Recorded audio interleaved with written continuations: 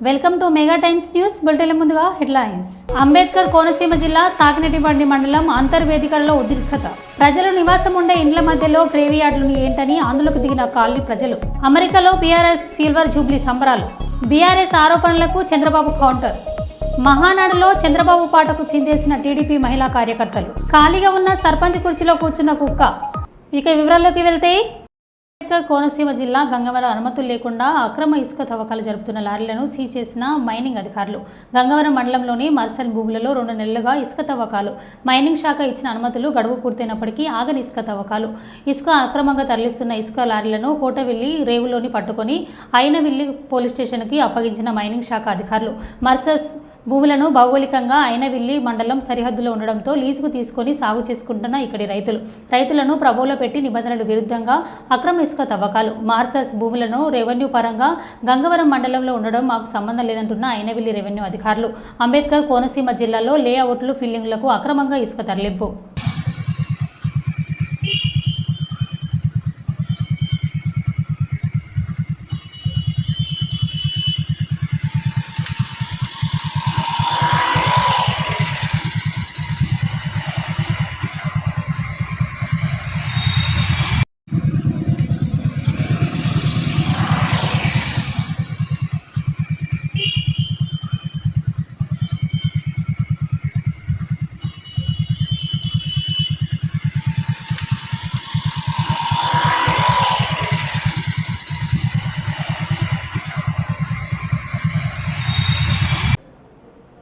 ఫ్లాట్లు కొనేటప్పుడు లేని గ్రేవీ యార్డులు ఇల్లు కట్టుకున్నాక ఎలా పుట్టుకొచ్చాయని కాలనీవాసులు గగ్గోలు పెడుతున్న వైనం మేడ్చల్ జిల్లా పోచారం మున్సిపాలిటీలోని ఇస్మాయిల్ ఖాన్ గూడలో చోటు చేసుకుంది. ఊర్లో ఉన్న ఆస్తిపాస్తులు కాస్త అమ్ముకొని వచ్చి ఇక్కడ వెంచర్లో ఫ్లాట్లు కొనుక్కొని అన్ని పర్మిషన్లు తీసుకొని ట్యాక్సీలు కట్టి ఇల్లు కట్టుకొని గత 6 సంవత్సరాల నుండి పిల్లా పాపలతో సంతోషంగా జీవిస్తుంటే సడన్గా మా ఇండ్ల మధ్యలో పార్కు చూపించి స్థలంలో గ్రామానికి చెందిన వ్యక్తి చనిపోగా అతని అంత్యక్రియలు ఇక్కడే చేస్తామంటూ రావడంతో ఆందోళనకు చెందిన కాలనీవాసులు చేసేదేమీ లేక దిక్కుతోచని స్థితిలో కాలనీవాసులు ఇల్లు కట్టుకున్న ప్రజలు ఆందోళనకు దిగారు.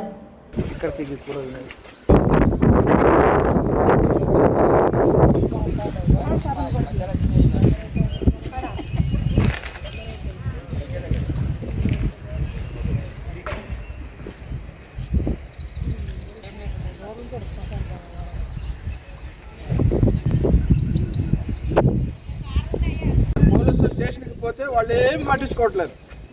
మాకు తెలియదు, మీరు చూసుకోండి, లేకుంటే కలెక్టర్ ఆఫీస్ దగ్గర పోయి ధర్నా చేసుకోండి, అది చేస్తేనే మీకు పరిష్కారం దొరుకుతుంది అంటున్నారు. అంటే వాళ్ళు మాత్రం దీంట్లోకి ఎంటర్ కావచ్చు, మేము మాత్రం ఎంటర్ కావడానికి లేదు.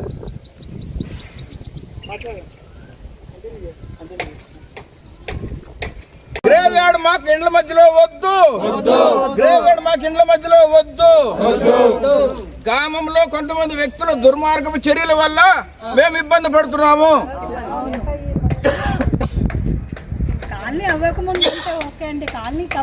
పిల్లలకి ఇక్కడ దహనం చేయడం వల్ల మా ఇండ్లలోకి వచ్చి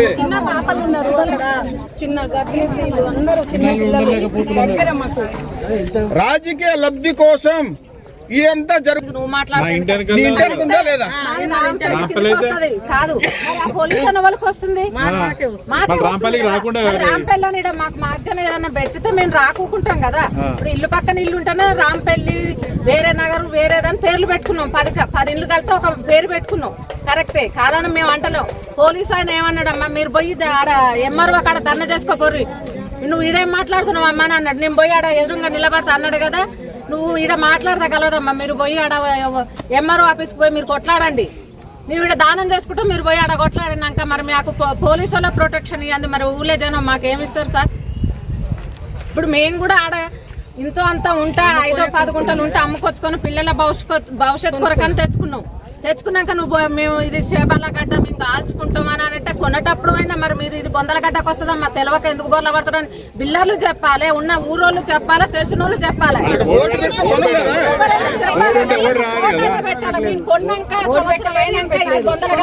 మీరు ఏమన్నా చేసుకోరు, మాకు ఇది ఉన్నది వెనకటి నుండి ఉన్నది అని అంటే నువ్వు బోర్డు చూపి, బోర్డు ఉండగా మేము కొంటే మాది తప్పు. అంటే ఎన్ని సంవత్సరాలు అయింది మీరు కొని ఇక్కడ? మేము వచ్చి 5.5 6 సంవత్సరాలు అయింది సార్. 6 సంవత్సరాల నుంచి ఎలాంటి జరిగినాయి? ఏ రోజు ఇన్సిడెంట్ జరగలేదు. మొట్టమొదటిసారిగా మన 23వ తారీఖున ఒక వ్యక్తిని తీసుకొచ్చి ఇక్కడ దహనం చేశారు. దానికంటే ముందు ఎలాంటి దహనాలు చేశారు? ఎలాంటి దహనాలు జరగలేదు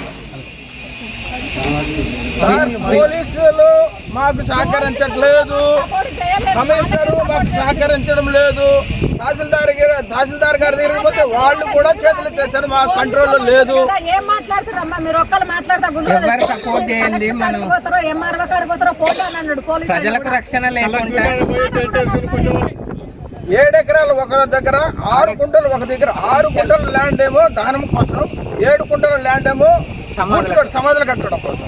ఇది ఉండి కూడా మా కాలనీల మీద కక్ష కట్టి వాళ్ళకి ఓట్లు వేయమని చెప్పి తెలిసి ఒకే ఒక్క రీజన్, మీరు బయట నుంచి వచ్చారు, మీరు ఊరు వాళ్ళు కాదు, బయట నుంచి వచ్చారు, మీరు వెళ్ళిపోండి, మీరు ఎవరు కొన్నారు, మీరే పొందలగేట దగ్గర కొన్నారంటే మాకు ఎట్లా తెలుస్తారు? బిల్డర్ కు వాళ్ళే పర్మిషన్లు ఇచ్చారు.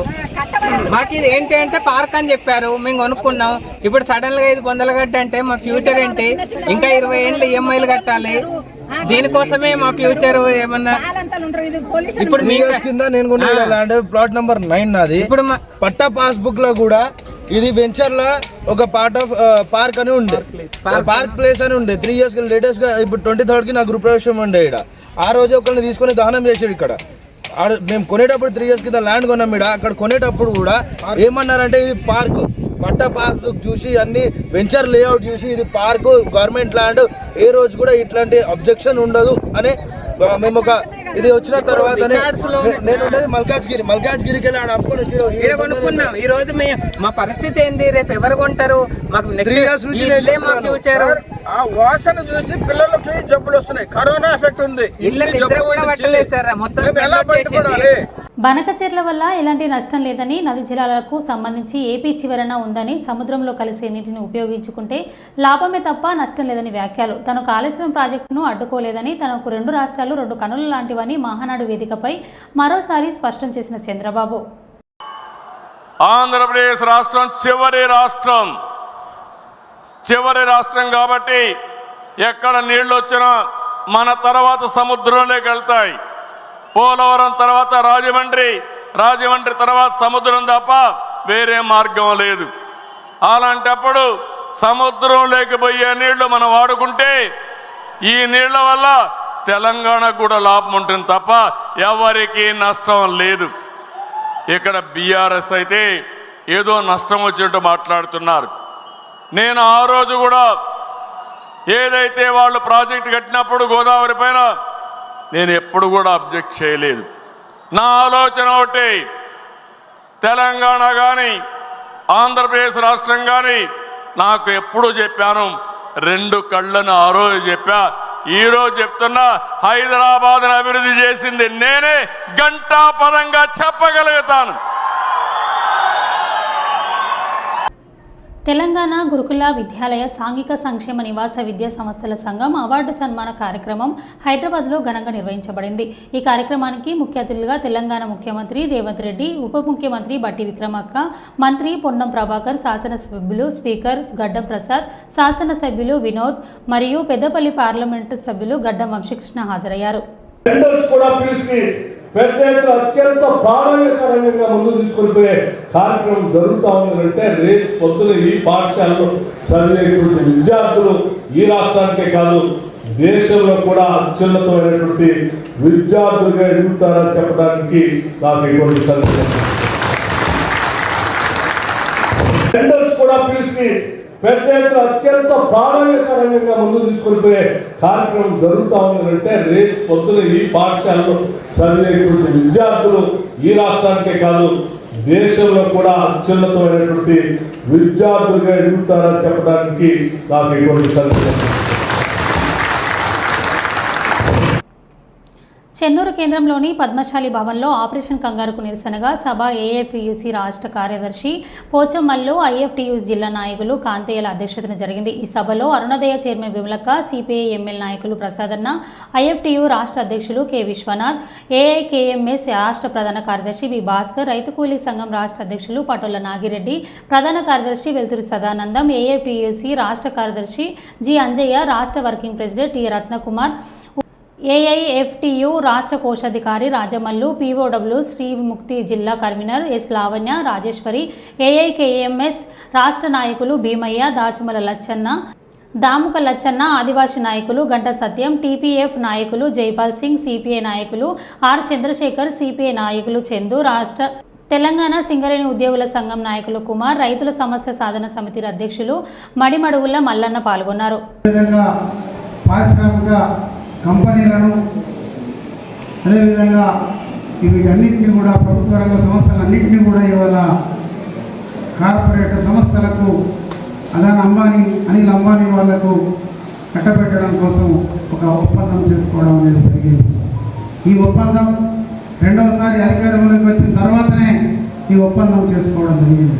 అప్పటి నుండి మనం ఉద్యమకారులుగా, అదేవిధంగా కార్మికులుగా, అదేవిధంగా రైతు కూలీలుగా, అదేవిధంగా అడవిలో ఉన్నటువంటి ఆదివాసీలు కూడా ఇవాళ అడవిలో ఉన్నటువంటి ఖనిజ సంపదను కాపాడుకోవడం కోసం అనేక పోరాటాలు చేస్తున్న సందర్భంలో ఈ మోడీ ప్రభుత్వం ఏదైతే ఒప్పందం చేసుకున్నాడో ఆ వాళ్ళ నుండి ఒత్తిడి రావడం మూలంగా ఇవాళ అడవిలో ఉన్నటువంటి ఆదివాసులను కాల్ చేయించడం కోసం, ఆదివాసులపైన దాడి చేయడం, ఆదివాసులను కాల్చి చేపిస్తేనే ఈ అడవులు కాలైతాయి, వీళ్ళు ఆదివాసులు అడవుల నుండి పోతేనే ఇవాళ ఈ అడవిలో ఉన్నటువంటి భూములను ఖనిజ సంపదను వీళ్ళందరికీ కార్పొరేట్ సంస్థలకు కట్టబెట్టడం కోసం ఇవాళ కుట్రలో భాగంగానే ఇవాళ ఈ ఆదివాసులను మధ్య భారతంలో ఉన్నటువంటి ఆదివాసులను అందరినీ కూడా అడవి నుండి ఖాళీ చేయించడం కోసం ప్రయత్నం చేస్తున్నటువంటి ఈ కుట్రలో భాగంగా, అదేవిధంగా ఇవాళ ఈ అడవిలో ఉన్న అన్నలకు ఆదివాసులకు అండగా ఉన్నటువంటి ఏదైతే మావోయిస్టు పార్టీ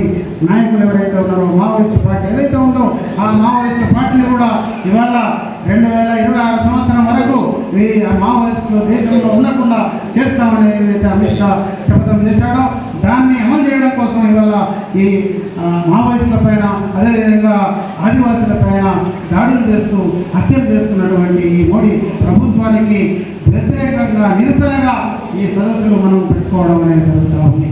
దీని ముఖ్య ఉద్దేశం ఇవాళ చెన్నూరులోనే కాదు, రాష్ట్రంలో మొత్తం అనేక ఒక ఆరు జిల్లాలలో మనం పెట్టుకోవడం జరుగుతూ ఉంది.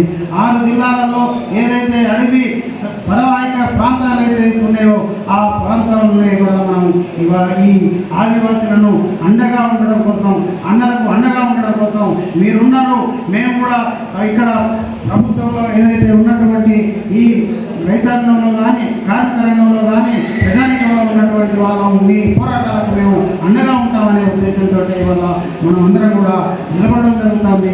ఈ సదస్సులు పెట్టి విప్లవ పార్టీల నుంచి ఎర్రజెండా పార్టీలు ఐక్యతకు ఎందుకు అసలు అవి ఏకం ఎందుకైతే ఏకం కాకుండా ఉండి ఎవరికి వారు ఏమైనా తీయడానికి పద్ధతిలో వాళ్ళు పోతారు కదా, దీన్ని ఐక్యత చేయడానికి మీ వంతుగా మీరు ఏమన్నా ప్రయత్నం చేస్తారు?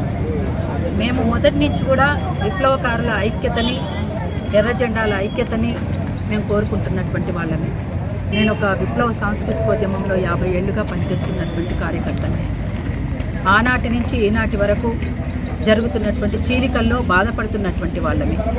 ఈ చీలికల వల్ల దోపిడీ చేస్తున్నటువంటి వాళ్ళేమో ఒకటవుతున్నారు, దోపిడీ వద్దు ప్రజలను గెలిపించాలనుకుంటున్నటువంటి వాళ్ళేమో చీలికలైపోయి బలహీనపడతాం. అవతల వాళ్లకు బలాన్ని ఇచ్చినటువంటి శాంతియుతమైనటువంటి వాతావరణంలో ఈ ప్రజలు బతకాలి, ఈ ప్రజలు దోపిడీ పీడనలని జీవితాన్ని కొనసాగించాలి, అందరూ సమానమైనటువంటి జీవితాన్ని కొనసాగించాలి, కూడు గూడు గుడ్డ అందరికి సమానంగా ఉండాలి. కొంతమంది చేతుల్లో భూమి కేంద్రీకృతమై మిగతా వాళ్ళందరి మీద పీడిస్తూ వాళ్ళని అణిచివేస్తున్నటువంటి పరిస్థితి కాకుండా అందరూ సమానంగా జీవించేటువంటి రోజులు రావాలని, దాన్ని మనం సమసమాజం అంటాం. సమసమాజ స్థాపన జరిగితే తప్ప అది సాధ్యం కాదు. అందుకోసం ఏది ఏమైనా ఇప్పటికైనా కేంద్ర ప్రభుత్వం సానుకూలంగా స్పందించి చర్చలకు సిద్ధపడాలని మరొక్కసారి విజ్ఞప్తి చేస్తాము. Thank you. అమెరికాలోని డల్లస్లో బీఆర్ఎస్ రథోత్సవ సభలో పాల్గొనేందుకు తెలంగాణ నుండి వెళ్లిన మాజీ మంత్రి ఎర్రబెల్లి దయాకర్రావు బుధవారం డల్లస్ ఎయిర్పోర్టులకు చేరుకున్న ఎర్రబెల్లి దయాకర్రావు ఘనస్వాగతం పలికి ఎన్ఆర్ఐలు ఎర్రంరెడ్డి, తిరుపతి రెడ్డి, వీరారెడ్డి, దామోదర్ రెడ్డి ఆధ్వర్యంలో గులాబీ జెండాలు భారీగా ర్యాలీ తీశారు.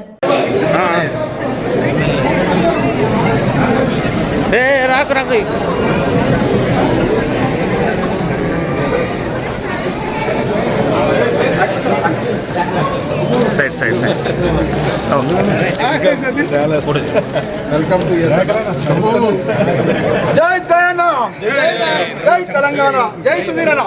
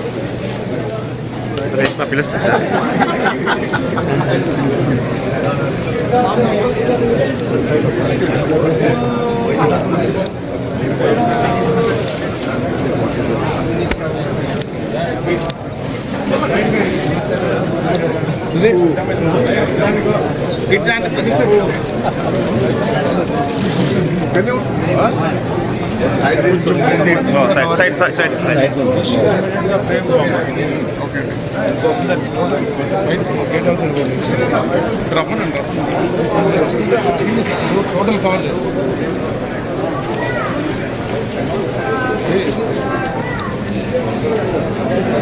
జై తెలంగాణ, జై తెలంగాణ.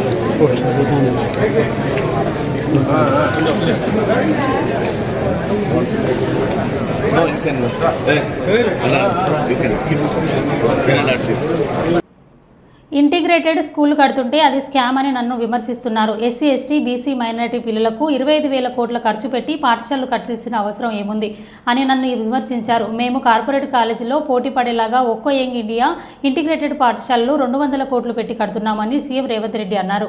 ఈరోజు రాష్ట్ర ప్రభుత్వం young India integrated residential schools అనే ఒక విధానాన్ని తీసుకొచ్చి ఈ దేశానికి ఆదర్శంగా ఉండే విధంగా 25 ఎకరాలలో ఒక కార్పొరేట్ కాలేజీలతో పోటీ పడే విధంగా ఈచ్ స్కూల్కి 200 కోట్ల రూపాయలు కేటాయించి ఈరోజు మీకు ఒక ఇంటర్నేషనల్ స్టాండర్డ్స్ ఎడ్యుకేషన్ని not only infrastructure educational qualification కూడా అక్కడ ఉండే క్వాలిటీ కూడా పెంచాలి అని ఒక లక్ష్యంతో ఈరోజు మేము పనిచేస్తున్నాం. ఈరోజు చాలామంది విమర్శిస్తున్నారు. ఇవాళనే ఒక పత్రికలో చూసిన ఈ SC ST BC minority EWS పిల్లలకు 200 కోట్ల రూపాయలు పెట్టి 100 అంటే దాదాపుగా 25,000 కోట్ల రూపాయలు ఖర్చు పెట్టి కట్టాల్సిన అవసరం ఉందా అని ఒక పత్రిక రాసింది, ఒక రాజకీయ పార్టీకి సంబంధించిన పత్రిక. కరెక్టే మీ విధానంలో ఎందుకంటే మీరు అధికారంలో ఉన్నప్పుడు బర్రెలు గొర్రెలు చేపలు చెప్పులు కుట్టుకోండి అనే స్కీములు మీరు తీసుకొచ్చిండ్రు.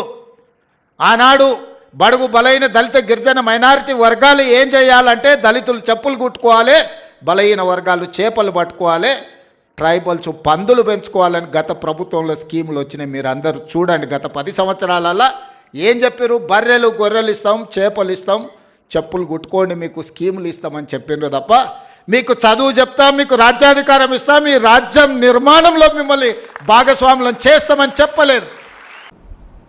తాడపల్లి వైఎస్ఆర్సీపీ కేంద్ర కార్యాలయంలో స్థానిక సంస్థలు ప్రజాప్రతినిధులతో పార్టీ అధ్యక్షులు వైఎస్ జగన్ సమావేశం. ఈ సమావేశంలో జగన్ కార్యకర్తలు మనోధైర్యం నింపే ప్రయత్నం చేశారు.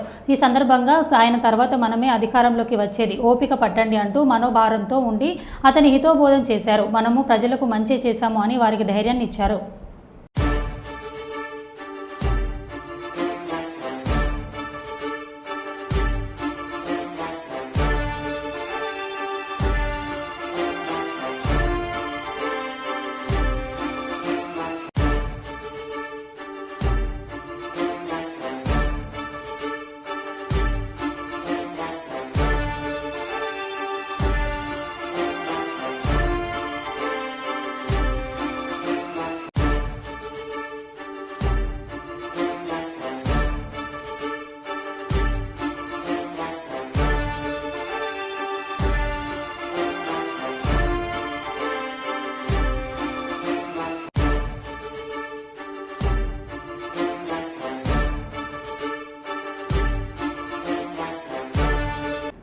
పొలం సమస్య పరిష్కరించాలని మంత్రాలయం నియోజకవర్గం కోసికి మండలం కోసికి చెందిన బాధితురాలు ఈరమ్మ కర్నూలు డీఎస్పీ ప్రసాద్కు వినతి పత్రం అందించారు. కోసేగిలోని సర్వే నెంబర్ 76A1 ఈరమ్మకు 3.5 ఎకరాల పొలం ఉంది. ఈ పొలానికి పక్కన ఉన్న నరసయ్యకు చెందిన పొందని ఈరమ్మ తెలిపారు. తమ పొలంలోని హద్దులను దాటి తమ పొలంలోకి నరసయ్య వస్తున్నారని ఆమె తెలిపారు. ఈ విషయంలో తమ కుటుంబ సభ్యులపై నరసయ్య దాడికి పాల్పడ్డారని ఆవేదన వ్యక్తం చేశారు. దాడి సమయంలో తమను కుక్కలు కాపాడాయని అన్నారు. తమపై తప్పుడు కేసులు సైతం పెట్టారని ఈరమ్మ తెలిపారు. తమపై దాడులు చేసిన వారి నుండి ప్రాణహాని ఉందని పలు పోలీసులకు తమకు న్యాయం చేయాలని కోరారు.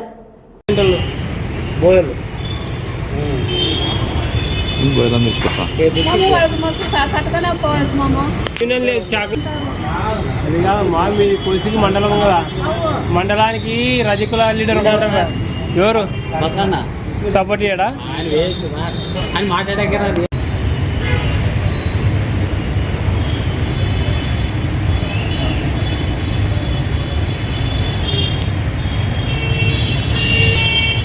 రమేష్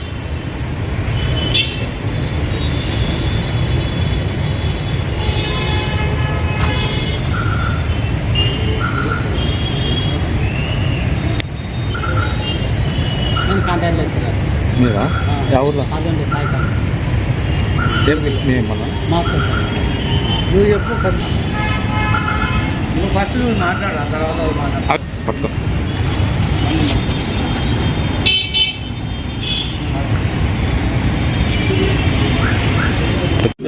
చెప్తాను సీఎం చెప్తాను. ఇక్కడికి వెళ్ళి మాకు తిరుగు.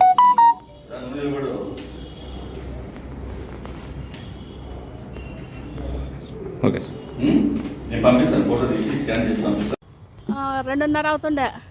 ఆ టైంలో నన్ను నిలబోసుకొని పోయినాను. అప్పుడు వాళ్ళ ఇంట్లో అందరూ మా తమ్ముని భార్య పిల్లలు అందరూ ఉన్నారు. ఒక పాప చూసింది, ట్రాక్టర్ ఎక్కడో అక్కడ ట్రాక్టర్ మన చేనులోకి వస్తుంది అంటే అంతపాటికి ఇంట్లో ఉన్న వాళ్ళు బయటకు పరిగెత్తుకొని వచ్చినారు.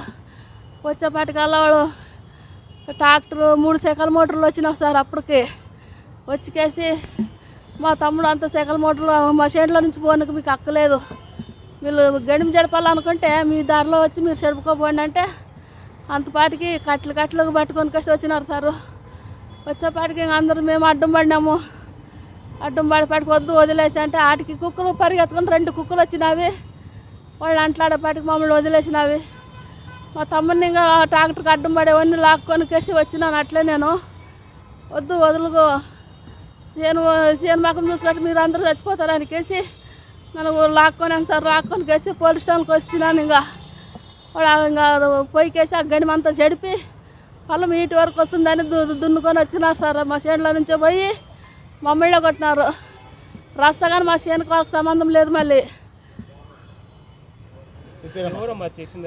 చేసిండే గజ్జి గారి నరసయ్య కొడుకులు బంధువులు అందరూ సుమారు ఒక 15 మంది వచ్చినారు సార్. వాళ్ళు ఎవరు పట్టించుకొని ఉండడం లేదు. ఇంతకు ముందుగానే ఒకసారి కొట్టినారు. మామ కంప్లైంట్ ఇచ్చినకి వస్తే మా మీద ఒక కంప్లైంట్ ఇచ్చి నాన్న 4 10 కొట్టిన దానికేసి ఎఫ్ఐఆర్ బుక్ చేసి దానికి ఇప్పుడు నెల వాయిదాలు తిరుగుతున్నాను సార్. ఎవరు పట్టించుకోవడం లేదు. దాన్ని ఎన్ని ఎకరాలమ్మా? ఎవరు సార్? మీది? మాది తలాకి 3.5 వచ్చింది సార్. వాళ్ళు ఎంత తీసుకుంటున్నారు? వాళ్ళకి 3 చిల్లరే ముందండి సార్. వాళ్ళది. మీ చేనుకి ఎంత జరిగినారు? బాగా ఇందు నుంచి అందుకు జరిగినారు సార్. అందు నుంచి ఇంతకి. నా పేరు ఈరమ్మ సార్. మాది కోసి సార్, కోసి మండలము. ఇది నా పేరు ఈరే సార్. కోసి సార్, నాది కోసి మండలం సార్. కోసికి నేను కాంట్రాక్ట్ లెక్చరర్గా ఆదంలో చేస్తున్నాను. సోమవారం సాయంత్రం ఇట్లా దౌర్జన్యంగా దాడికి దిగినారు. గజ్జిగేరి నరసయ్య, అతని కొడుకు, ఇతర బంధువులు కూడా వచ్చి అటాక్ చేయడం జరిగింది. దీనికి నేను కూడా అడ్డుపడినాను. అయినా కానీ నాకు కూడా భౌతిక దాడులు ఇట్లా ఆటకాడ తగిలింది. ఇప్పటికీ కూడా పెయిన్ ఉంది. కాబట్టి దీనిపైన ఎస్పీ గారు సీరియస్గా తీసుకొని మాకు ప్రాణహాని ఉంది, న్యాయం చేయాలా అని కోరుతున్నాను. సమస్య వచ్చి ఇది ఈ హద్దుల గురించి పొలాలు కబ్జా చేయడానికి దౌర్జన్యంగా దిగుతున్నారు. గజ్జిగే నర్సయ్య పైన కూడా ఇది పట్టాలు ఏమీ లేదు, డాక్యుమెంట్ ఏమీ లేదు. అయినా కానీ మా పైన దాడి చేయడానికి సిద్ధంగా ఉండారు సార్. సర్వే నెంబర్ 76/A1 మాది. 76/A6. దాడి చేస్తుంటే మీ కుక్కలు కాపాడినాయా? అవును సార్, మా కుక్కలు మాకు కాపాడినావు రక్షణ. అంతే సార్. నా పేరు గిరీష్. మరో బులెటిన్లో మళ్ళీ కలుద్దాం. Stay tune.